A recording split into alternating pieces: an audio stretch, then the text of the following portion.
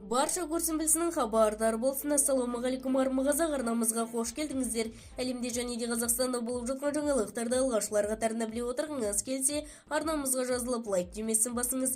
20 қазаннан бастап Қазақстанға қандай көліктер кірмейді? 2025 жылғы 20 қазаннан бастап Евразиялық экономикалық комиссиясы жаңа ереже күшіне енеді.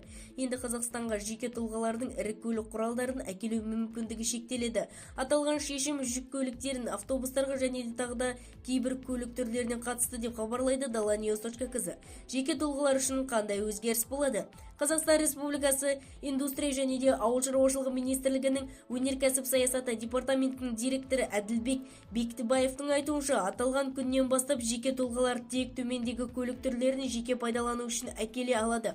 Жеңіл автомобильдер, жолсыз жерге арналған көліктер, квадроциклдер, қарда жүретін көліктер, батпақта жүретін көліктер, мотоциклдер, бірақ жарысқа арналған көліктер кірмейді. Мотоциклдер, мопедтер және де мотороликтер, жеңіл жүк көліктер менен шағын автобустар жүргізушіні қосалғандағы 12 адамға дейін тасымалдауға арналған автокөліктер және де толық массасы 5 тоннаға дейінгі жүк көліктері.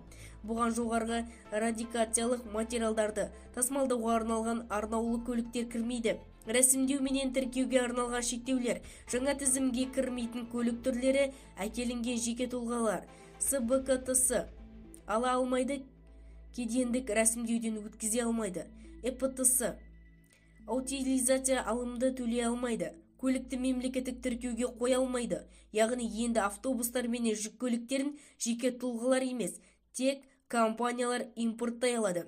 Неліктен шектеу енгізілді?